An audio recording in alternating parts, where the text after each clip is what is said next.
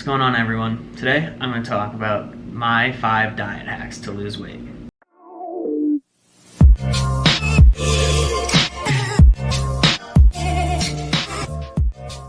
Number 1, I practice something called intermittent fasting, right?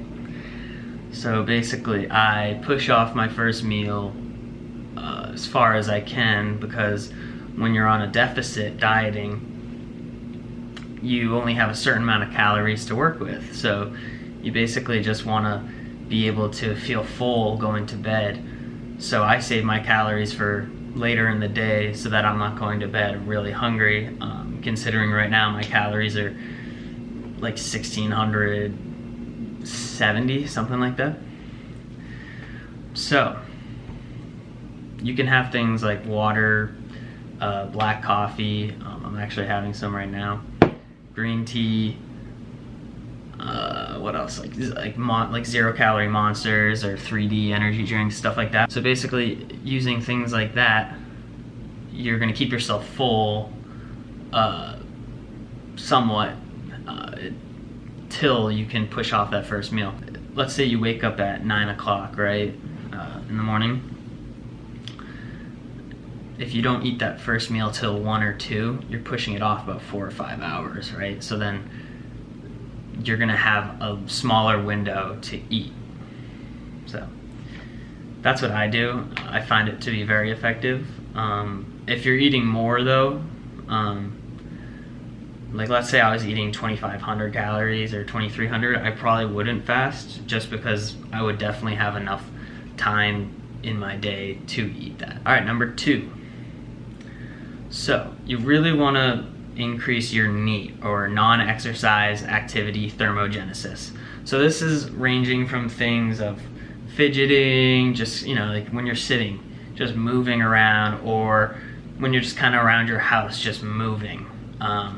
It basically just helps your body burn calories more so than if you were just sitting there doing nothing, right? So I would definitely recommend boosting your NEAT. It just kind of helps you burn more throughout the day, and I find it very useful. Which also leads me on to cardio.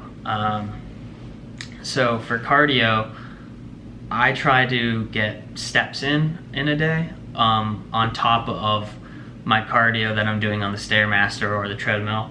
So basically I try to aim for around 10,000 steps a day if I can, and it just really helps you burn more calories other than just doing your cardio at the gym, which helps you go into the deficit. So you can actually end up eating a little more if you're doing more steps, if that makes any sense.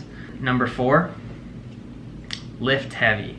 So a lot of people, when they go into a deficit on a cut, think, okay, I'm just gonna go for volume and frequency, but you need to still hit your heavy lifts. Just because you're eating less on a deficit doesn't mean you can't lift heavy. There's no reason. Like at the beginning stages of a deficit, you can still gain muscle mass. Like I did, especially if you're overweight. You're eating in a deficit and like lifting heavy, like you're doing your 5x5s or even like your 4x8s. Like you're gonna put on muscle, and you're gonna gain. You can actually gain strength too. I generally did when I first started eating in a deficit, and my deadlift was going up like crazy.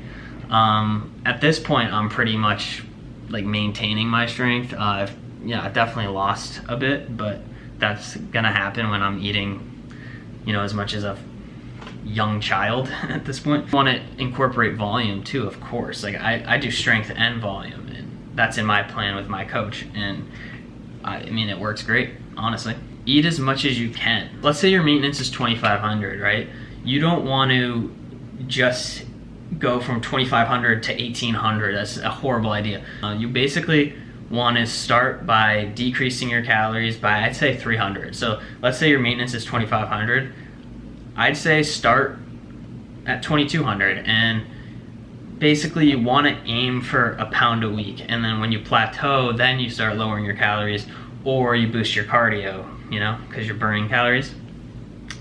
So that would be my tip for that. I've made that mistake in the past, and it's kind of why my calories are so low now, because I kind of rushed it before I was with a coach. And because I was just like, oh, let me just drop my calories so I lose the weight. But because I wanted to lose it fast, and that's dumb, because you're just going to put it back on after. Last tip, number 5.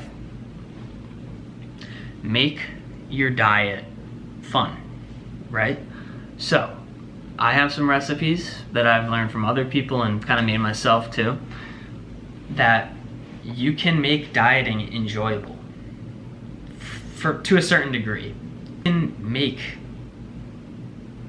the meals fun. It doesn't have to be chicken and rice and broccoli. I make these protein pizzas, which are insane, and they're like one of them is 300 calories and it has about like 20 carbs, 40 protein, and it's insane. It's so good. And you can make protein pancakes, like make protein ice cream, or like protein pudding, things like that. You can make tasty things that are low calorie, high protein, a lot of volume. Like you really want to eat high amounts of volume, so that that's why people do eat salads. Like I'll have like you have a bunch of spinach, because of spinach is like a whole bag is like 90 calories or something like that. So if you have that with chicken, it's going to be 250 calories, but you're going to feel like you ate 800 calories. It's really good. So yeah, those are my 5 tips. Hope you enjoyed the video. I got a lot more stuff coming. Thank you for watching, and I'll see you in the next one.